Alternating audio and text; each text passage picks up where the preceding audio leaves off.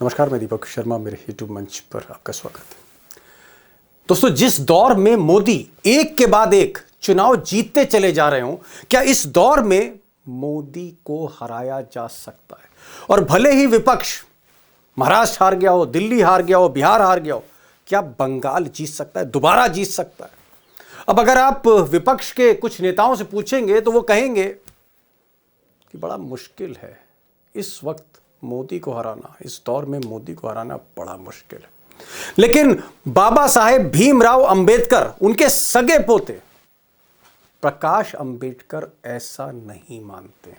कई बार के सांसद, पॉलिटिकल स्ट्रैटेजिस्ट प्रकाश अंबेडकर का कहना है कि मोदी को हराना इस दौर में भी मुमकिन है। और बात यहीं खत्म नहीं हुई।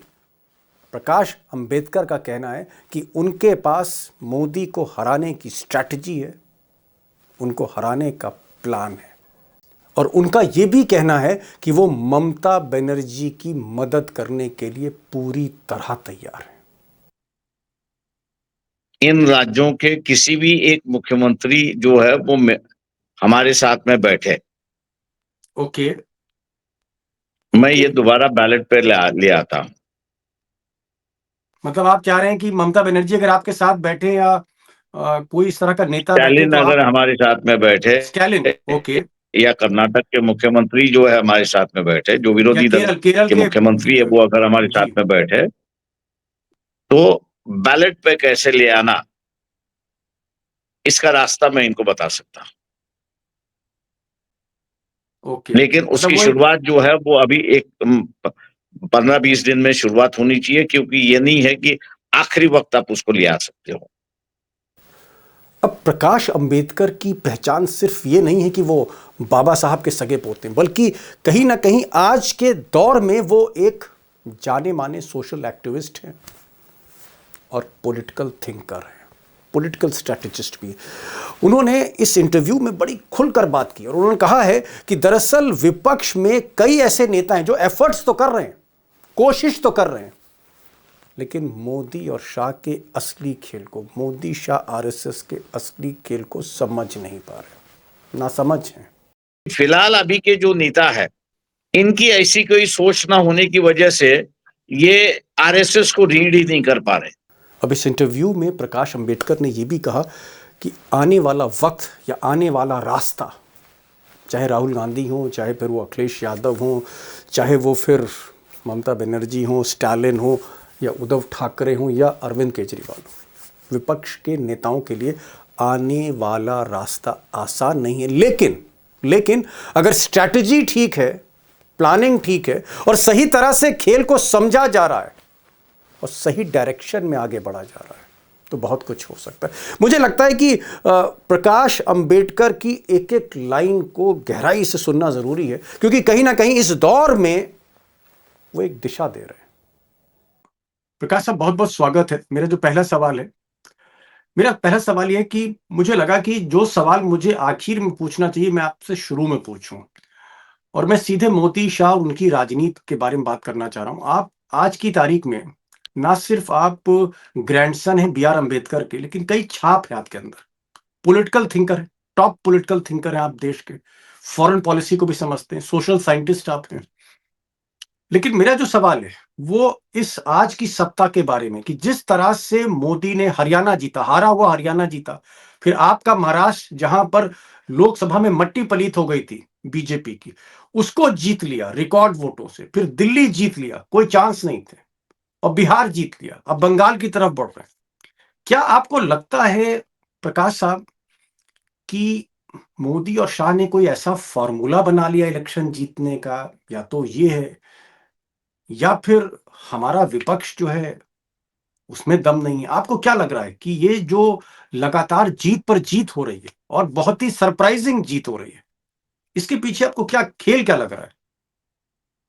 देखिए, एक तो पहले कहूं कि विपक्ष जो है वो ना सिर्फ कमजोर है लेकिन नासमझ भी है। हैं?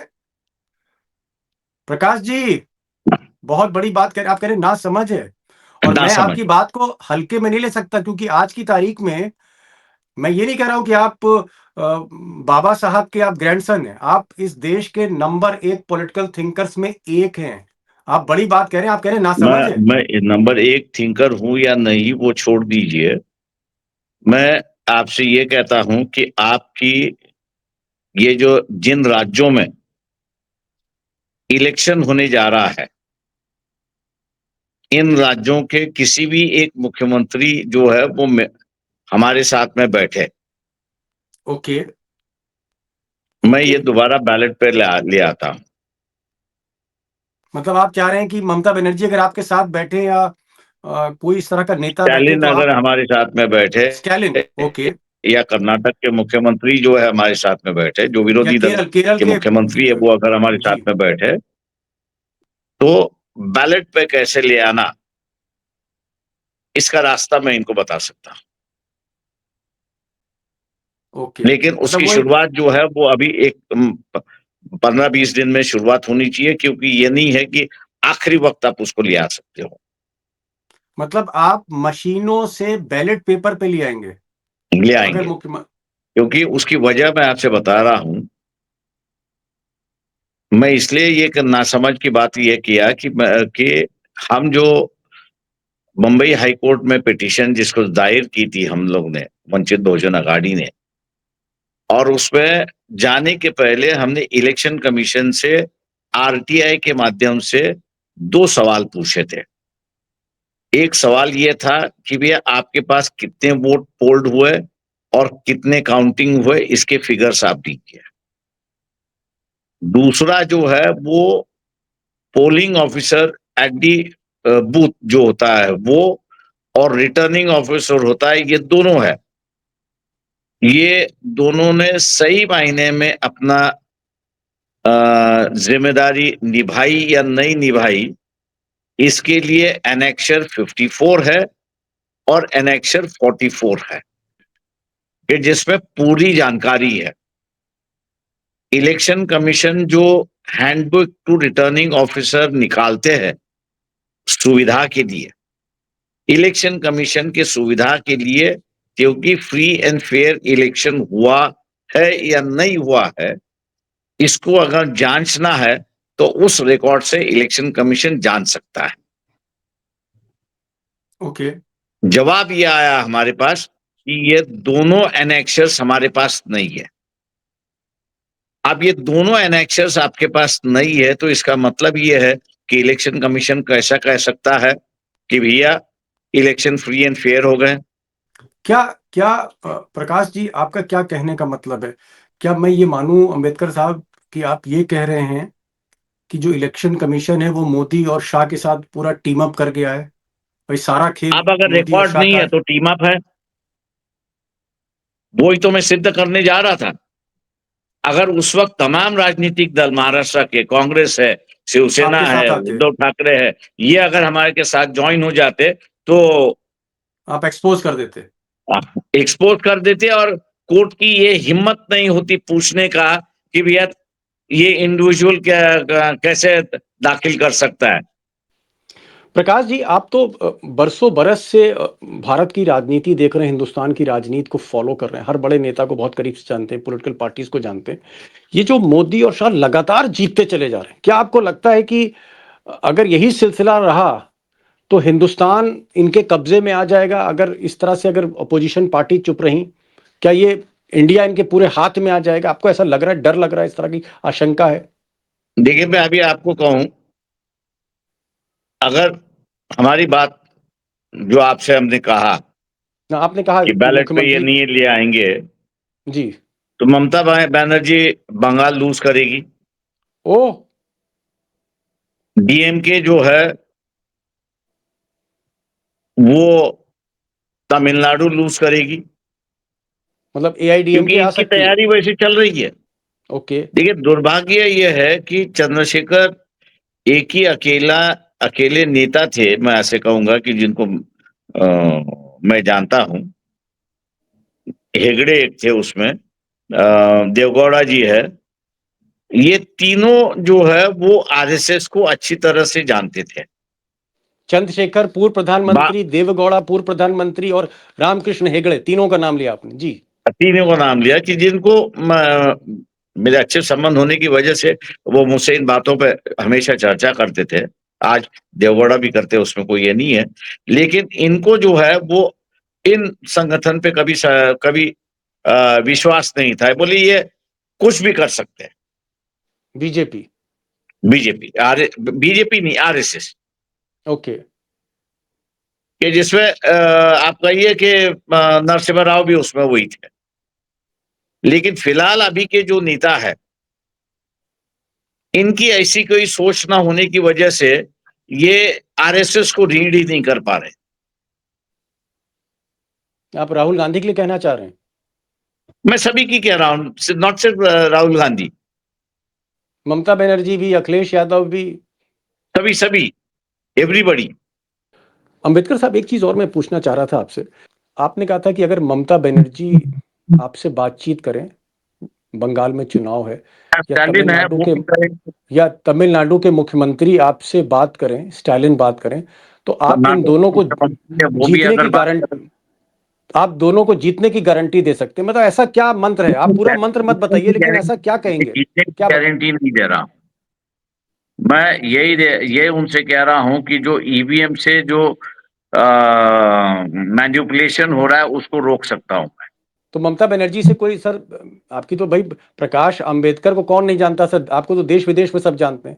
बाबा साहब के आप ग्रैंडसन ममता बनर्जी से कोई बात हुई पार्टियों आपकी? उनके पार्टियों में पहला डिसीजन होना चाहिए ना कि we will take this fight on. और इलेक्शन के पहले जो है कोशिश होगी हमारे यहाँ से बैलेट पर लाने की। ये ओके। जब तक उनका इंटरनल डिसीजन मान नहीं होता लीजिए तब तक। मान लीजिए सर, ये प्रोग्राम ममता बनर्जी भी देख रही हो, और ममता बनर्जी देखने के बाद, आपकी बात सुनने के बाद, अगर आपको फोन करके कहें कि अंबेडकर जी आइए कलकत्ता ही, तो आप जाएंगे? मैं तुरंत जाऊंगा, without any hesitation, without any condition. अच्छा, कोई कंडीशन नहीं, आप मदद कोई करने जाएंगे? कंडीशन, कोई हेजिटेशन नहीं। क्या आप स्टैलिन की भी मदद करना चाहते हैं? मैं स्टालिन की भी मदद करूंगा।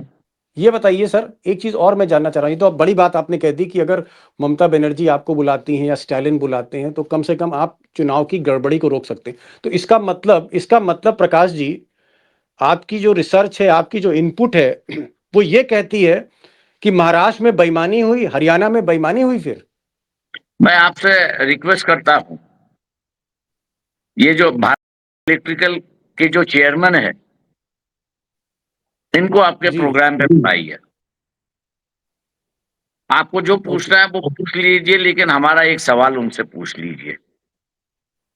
उनसे ये कह दीजिए, पूछ लीजिए कि भैया जो चिप आप इस्तेमाल करते हो आपके ईवीएम के अंदर, भारत इलेक्ट्रॉनिक्स लिमिटेड, जी। ECL, electronic limited of India, दोनों में से जी। जो ईवीएम बनाती है, दोनों में से किसी चेयरमैन को बुला लीजिए और उस चेयरमैन को पूछ लीजिए कि ये आप जो चिप इस्तेमाल करते हो, ये आपको चिप कहां से आती है, जी। चिप पर आपका कंट्रोल है क्या। चलिए, मैं, अगर ऐसा हुआ अंबेडकर साहब, तो मैं जरूर इनको बुलाऊंगा। ये एक ही और सवाल अगर, पूछ लीजिए, दूध का दूध पानी का पानी हो जाएगा। चलिए सर, बड़ा statement Prakash Ambedkar, grandson of B R Ambedkar, वो कह रहे हैं कि अगर चिप जो है उनके कंट्रोल में है या नहीं है, अगर इस सवाल का जवाब दे दें, तो फिर दूध का दूध पानी का पानी हो सकता है, अगर ये जवाब दे दें। ठीक है सर, मैं समझ रहा हूँ, मैं आप समझ रहा हूँ। मैं ये भी चाहूंगा कि भाई, इस प्रोग्राम को अगर ममता बनर्जी देख रही हैं, जो भी ममता बनर्जी के करीबी देख रहे हैं, ये पैगाम उनको पहुंचाइए, और प्रकाश अंबेडकर साहब को न्योता दीजिए कलकत्ता आने का। इनके पास में ठोस फॉर्मूला है। और एक चीज मैं क्लियर करना चाह रहा हूं कि ना सिर्फ ये बी आर अम्बेडकर के ग्रैंडसन हैं, सगे पोते हैं, बल्कि इनकी जो रिसर्च है, पॉलिटिकल रिसर्च, इलेक्शन मशीनों पे रिसर्च, या फॉरेन पॉलिसी पे रिसर्च, बेजोड़ है, बेजोड़ है। एक चीज मैं और सर पूछना चाह रहा हूं, क्योंकि आपके ग्रैंडफादर ने कॉन्स्टिट्यूशन बनाया, और कॉन्स्टिट्यूशन का एक स्तंभ सुप्रीम कोर्ट है। अंबेडकर साहब ने कहा कि भाई, जो चीफ जस्टिस होगा, उसकी सरकार और उसके बीच में दूरी होनी चाहिए, जज को गले नहीं लगाना चाहिए सरकार को। लेकिन मैं देख रहा हूं, आज मैं देख रहा था, एक तस्वीर देख रहा था, जिसमें चीफ जस्टिस, जो नए चीफ जस्टिस हैं सूर्यकांत, वो साहब बैडमिंटन खेल रहे हैं दो दो मंत्रियों के साथ, मोदी के, रिजिजू और अर्जुन मेघवाल। तो कभी बैडमिंटन खेल रहे हैं चीफ जस्टिस, कभी साथ में चाय पी रहे हैं। मोदी जी जो है वो पूजा करने जा रहे हैं, क्या कहते हैं, चीफ जस्टिस के घर पर। ये जो मतलब सरकार और सुप्रीम कोर्ट, मैं हाई कोर्ट की तो बात ही नहीं कर रहा हूँ, ये जो बैडमिंटन खेला जा रहा है या साथ में चाय पी जा रही, इसको आप कितना सीरियस मानते हैं? देखिए, ऐसा है कि जब ये पता है कि आपका प्रोफेशन जो है वो एक इन्फ्लुएंशियल प्रोफेशन है, और वही प्रोफेशन के दूसरे लोग हैं कि वो भी इन्फ्लुएंशियल है, पब्लिकली आपने इसको गार्ड करना चाहिए कि यू गार्ड करना चाहिए कि आपकी दोस्ती है, ये आप दिखाना नहीं चाहिए। दिखाना नहीं चाहिए, मतलब गलत है ये गलत है। गलत है।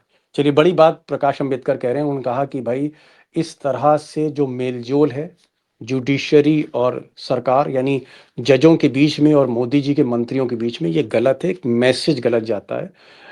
अदालतों को निष्पक्ष दिखना चाहिए। एक सवाल सर और मैं कह रहा हूँ, बड़ा इंपॉर्टेंट सवाल है। बीजेपी का मानना है कि असली जो फाइनल है, असली फाइनल उत्तर प्रदेश में खेला जाना है, जहां वो चाहते हैं, मोदी शाह चाहते हैं कि उत्तर प्रदेश को हर कीमत पर जीतें। उत्तर प्रदेश जीत गए तो देश उनके कब्जे में होगा। क्या अखिलेश यादव, आपको लग रहा है कि जिस तरह से लोकसभा में उनका प्रदर्शन अच्छा था, इस बार विधानसभा चुनाव में भी अच्छा होगा? क्या आपको लगता है अखिलेश मजबूती से लड़ेंगे, या यहां भी आपको कुछ कमियां दिख रही हैं? देखिए, सबसे बड़ा चैलेंज अखिलेश जी के पास जो है वो ये है कि अति पिछड़ा उत्तर प्रदेश का जो है जी। के साथ में वो अपने संबंध कैसे बनाते हैं, उनको साथ में लेंगे, ये अगर विश्वास होता है तो अखिलेश जी जो है वो जीत सकते हैं, ऐसी एक परिस्थिति है। क्या आपको प्रकाश जी लगता है, आप तो काशी राम आपसे एडवाइस लिया करते थे, और काशी राम ने जो बहुजन समाज पार्टी खड़ी करी, आप उसमें एडवाइस देते थे। खैर अब तो काशी राम नहीं रहे, मायावती हैं। क्या आपको लगता है मायावती पहले जैसी मायावती नहीं रही? कहीं ना कहीं अब बीजेपी के साथ उनका टाई अप है, ऐसा आपको लगता है, शक होता है? देखिए, अभी जो उनकी रैली हुई यूपी में, काफी बड़ी रैली हुई, जी। और उस रैली में जो है उन्होंने बीजेपी को टिप्पणी नहीं की, और बीजेपी पर टिप्पणी ना करने की वजह से ये बातें शुरुआत हुई है, ऐसा मैं मान के चलता हूँ। इलेक्शन के उन्होंने दौर योगी। में या जी। इलेक्शन के पहले उनका पॉलिटिकल स्टैंड क्या है, ये मेरे ख्याल से सबसे महत्वपूर्ण होगा, ऐसा मैं मानता नहीं तो आप क्या कहना चाह रहे हैं कि मायावती बीजेपी के क्लोज हैं, आप ये कहना चाह रहे हैं? हूँ। देखिए, कह नहीं सकते अभी। मैंने आपसे कहा कि जो अनुमान लोग लगा रहे हैं कि ये बीजेपी के नजदीक है, उसकी वजह यही है कि उनकी जो रीसेंट रैली हुई, उस रीसेंट रैली में उन्होंने बीजेपी पर कोई टिप्पणी नहीं की। उनकी टिप्पणी जो है वो विरोधी पार्टियों पर थी, और इसी वजह से लोग ये कह रहे हैं कि मायावती जो है, उनकी बीएसपी जो है वो बीजेपी के साथ जाएगी, ऐसे लोगों अपना मन बना रहे, ऐसा मैं मानता हूं। फिलहाल की जो सिचुएशन है, परिस्थिति है, मैं ये कह रहा हूं कि सभी नेताओं को पहला जो है तिहाड़ जेल से बचना है। ओके। अगर तिहाड़ जेल से आपको बचना है तो आपको राजनीति करनी होगी। ये असली राजनीति है ऐसा मैं नहीं मानता हूं, लेकिन बचने की राजनीति है। जैसे जैसे इलेक्शन नजदीक आएंगे, वैसे वैसे इनका पॉलिटिकल स्टैंड क्या होगा, that will be the actual political stand, ऐसा मैं मानता हूं। ओके। प्रकाश अंबेडकर कह रहे हैं कि भाई जेल जाने से सबको डर लगता है, नेताओं को भी डर लगता है। इस वजह से कहीं ना कहीं सत्ता के आगे झुक जाते हैं। जैसे जैसे उत्तर प्रदेश का इलेक्शन करीब आएगा, मायावती का क्या स्टैंड रहता है बीजेपी को लेके, तब सिचुएशन ज़्यादा क्लियर होगी। सर एक चीज़ और मैं पूछना चाह रहा था, क्या आपको लगता है कि कांग्रेस जो देश की सबसे बड़ी पार्टी थी, सबसे पुरानी पार्टी है, बीजेपी को राष्ट्रीय स्तर पे वही टक्कर दे सकती? क्या कांग्रेस में चाहते हैं आप कि फेरबदल होना चाहिए? क्या कांग्रेस में बहुत से बीजेपी के लोग घुस गए हैं? क्या राहुल गांधी के एडवाइजर ठीक नहीं है? क्या कांग्रेस में एक बड़ा शेकअप होना चाहिए, बड़ा परिवर्तन होना चाहिए? देखिए, इंडिया टुडे ने बहुत सारे सालों पहले एक सर्वे किया था, और उस सर्वे ये था कि फैमिली रूल का सर्वे था। तो उस वक़्त करीब-करीब अगर हमारी याददाश्त सही है, तो 51% ने कहा था कि we don't need family rule in this country. हमको फैमिली रूल की ज़रूरत नहीं है। अब उस सर्वे को जो है मैं समझता हूँ 20 साल बीत चुके हैं, तो 51% से वो बढ़ गया होगा। इस रियलिटी को देखते हुए अगर कांग्रेस आगे बढ़ती है, तो मैं जी। समझता हूँ दोबारा वो लाइमलाइट में आ सकते हैं। ओके। लेकिन जिस तरह से अभी कांग्रेस की कैरेक्टराइजेशन होते जा रहा है, उस कैरेक्टराइजेशन में कांग्रेस आगे बढ़ेगी ऐसा मुझे नहीं दिखाई देता। मैं एक पॉजिटिव नोट पे, सकारात्मक नोट पे खत्म करना चाहता हूं प्रकाश जी। मैं चाहता हूं आप प्रकाश जाएं, अंबेडकर का प्रकाश पहुंचे। क्या क्या करना चाहिए अपोजिशन को अब? क्या मैंने करना वही चाहिए कहा कि इन स्थितियों से मैंने बचे? वही कहा कि आखिर वो लास्ट क्वेश्चन। सवाल ऐसा है, मैंने वही कहा कि जो इलेक्शंस को स्टेट जा रहे हैं, उनमें से एक भी स्टेट अगर हम लोगों के साथ बैठता है, वो पहले समझ ले कि इसको बिल्कुल। बैलेट पे कैसे लाना है, और एक दफे अगर कन्विंस हो जाए, तो फिर उन्होंने एक्ट करना चाहिए। चलिए, बड़ी बात। एक सकारात्मक नोट पे प्रकाश अंबेडकर साहब, सगे पोते बी आर अम्बेडकर साहब के बाबा साहब के, ये कह रहे हैं कि भाई जहां जहां चुनाव होने हैं, मेरी मदद, मैं मदद करने को तैयार हूं। और अगर ममता बनर्जी या स्टालिन या जो भी मुख्यमंत्री हैं गैर भाजपा सरकारों के, अगर मेरी मदद लें, तो मैं निश्चित रूप से इलेक्शन में जो गड़बड़ी है वो रोक सकता हूं, बैलेट पेपर पे ला सकता हूं। बहरहाल अब देखना है, ममता बनर्जी बुलाती हैं प्रकाश अंबेडकर को, स्टालिन बुलाती है, तो देखना होगा। लेकिन एक और बड़ी चीज इन्होंने कही, इन्होंने कहा कि भाई कहीं ना कहीं जो देश के बड़े जज हैं, सुप्रीम कोर्ट के, हाई कोर्ट के, इनको निश्चित दूरी बनानी पड़ेगी सरकार से। और ठीक है, ये आप बैडमिंटन खेल रहे हैं या चाय एक साथ पी रहे हैं या घर में मोदी जी जाके पूजा कर रहे हैं चीफ जस्टिस के, ये सारी दोस्ती दिखाने की दोस्ती नहीं होती, मैसेज गलत जाता, ये वो कह रहे हैं। और तीसरी बात इन्होंने कही है मायावती को लेकर, कि मायावती फिलहाल ऐसा लगता है कि जैसे बीजेपी के नजदीक जा रही हैं। अगर आने वाले समय में मायावती के कुछ बयान बीजेपी के विरोध में नहीं आते हैं, तो फिर ये बात तय है कि मायावती बीजेपी के हाथ में खेल रही हैं। और चौथी और अंतिम बात प्रकाश साहब ने ये कही है कि जेल जाने से अगर डरना है आपको, तो फिर आप राजनीति मत करिए। असली राजनीति, देश हित में राजनीति तभी होगी जब आप जेल का डर छोड़ दें, ये वो कह रहे हैं। प्रकाश जी, आप आए, आपने समय दिया, बहुत बहुत शुक्रिया। Thank you so much sir for joining this programme. Thank you so much sir.